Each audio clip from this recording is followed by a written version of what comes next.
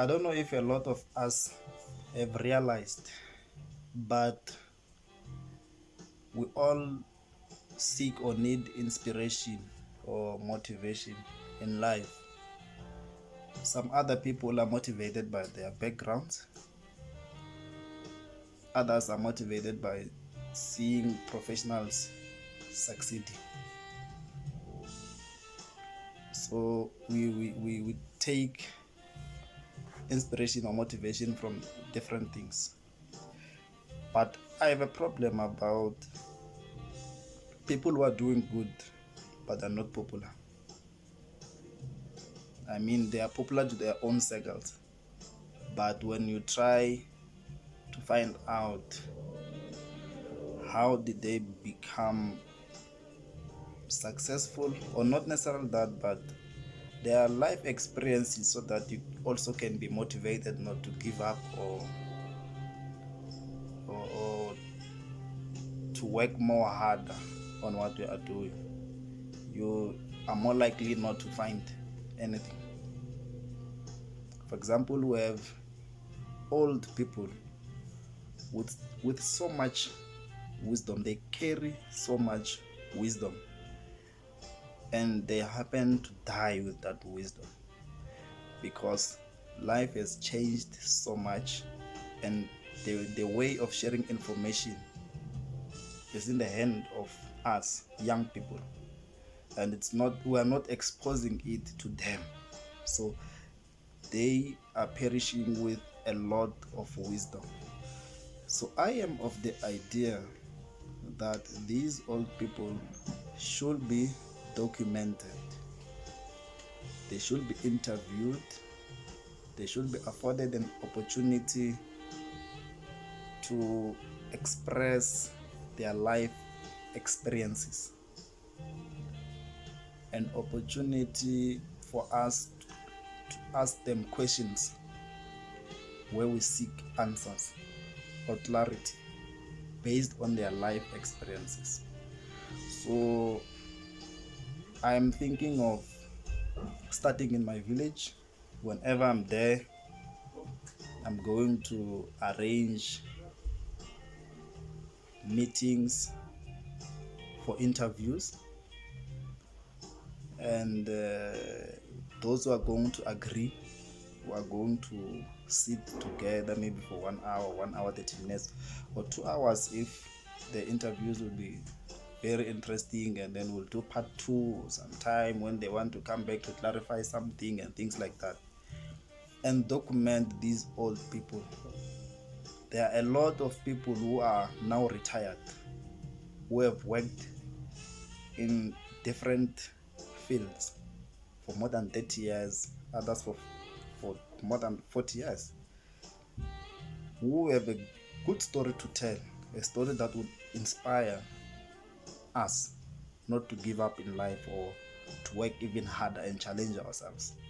So this is not only going to be focused on old people or retired professionals, no, but also emerging entrepreneurs, young revolutionaries whose work is not documented.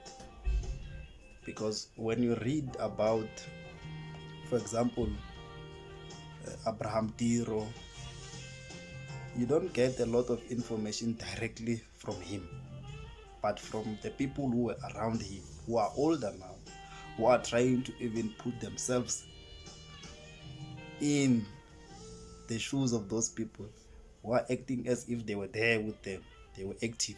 And there's no one to dispute that, because we were not there. So had these people, young leaders back then, the generation of 1976, had they been documented, it would be easy for us to refer to their videos, recordings, and listen to them speak. So my idea is that the young revolutionaries should tell their own stories, their own journey, and their vision, so that when they are old and lose that conscience, we can remind them and hold them to account based on what they have said, what that which is documented.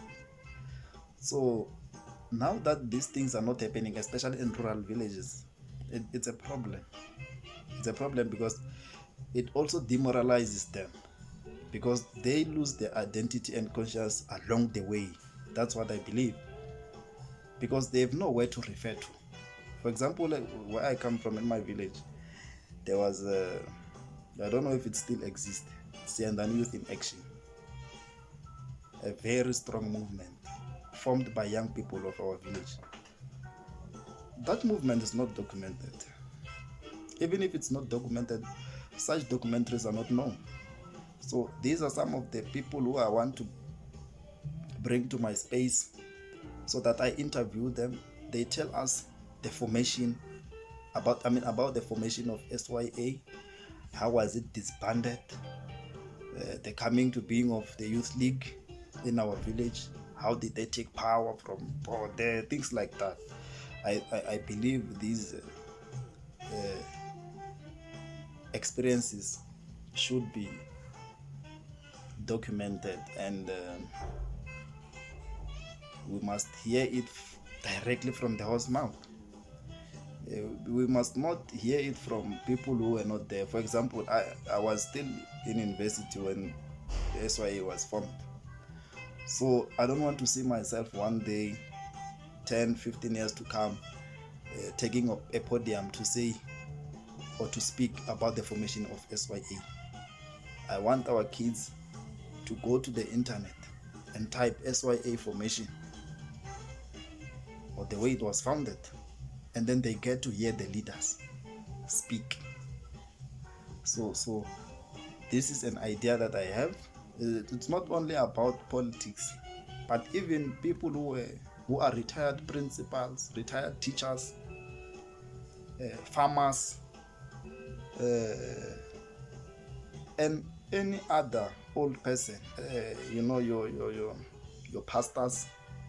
And there's a very interesting topic on the so-called traditional churches and these new churches where there's a conflict and there's no unity between the young pastors, the new pastors, and the old ones, accusing each other of, stealing members from each other. So there's a lot to discuss, and I want to start this in my village first, and then we're going to test it there.